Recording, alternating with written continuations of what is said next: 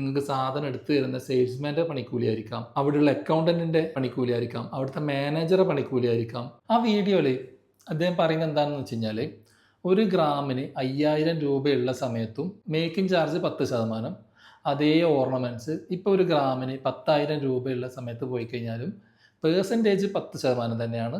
പക്ഷേ പേഴ്സൻറ്റേജ് നമ്മൾ എമൗണ്ടിലേക്ക് നമ്മൾ കൺവേർട്ട് ചെയ്ത് കഴിഞ്ഞാൽ അതിൻ്റെ നേരെ ഡബിളായി. ഗോൾഡിൻ്റെ പ്രൈസ് ഡബിളായപ്പം പണിക്കൂലിയും ഡബിളായി. ഒരു സാധാരണക്കാരൻ്റെ പെർസ്പെക്റ്റീവിൽ നോക്കുമ്പം ഇത് ശരിയാണ്. ശരിക്ക് ഒരു ഓർണമെൻറ്റ്സ് ഉണ്ടാക്കാൻ വേണ്ടിയിട്ട് എന്തിനാണ് ഇങ്ങനെ ഗോൾഡിൻ്റെ പ്രൈസ് കൂടുമ്പം പണിക്കൂലിയും കൂടി കൂടുന്നത് എന്നുള്ളത്.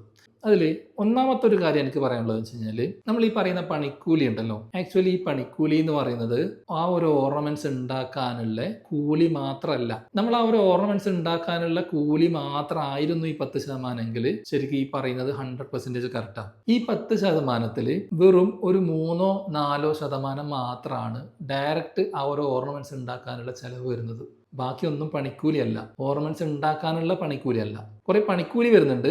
അത് ചിലപ്പം നിങ്ങൾക്ക് സാധനം എടുത്തു തരുന്ന സെയിൽസ്മാൻ്റെ പണിക്കൂലിയായിരിക്കാം, അവിടെയുള്ള അക്കൗണ്ടന്റിന്റെ പണിക്കൂലിയായിരിക്കാം, അവിടുത്തെ മാനേജറെ പണിക്കൂലിയായിരിക്കാം, ആ ബിൽഡിങ്ങിനുള്ള വാടകയായിട്ടായിരിക്കും പോകുന്നുണ്ടാവുക കുറേ എമൗണ്ട്, കറണ്ടിൻ്റെ പൈസ ആയിട്ട് പോകുന്നുണ്ടാവും, പരസ്യത്തിനുള്ള പൈസ ആയിട്ട് പോകുന്നുണ്ടാവും, ഒരുപാട് സംഭാവനകളായിട്ട് പോകുന്നുണ്ടാവും.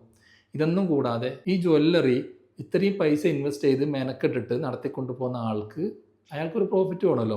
അതടക്കം കൂടിയതാണ് നിങ്ങളുടെ അടുത്ത് വാങ്ങിക്കുന്ന 10%.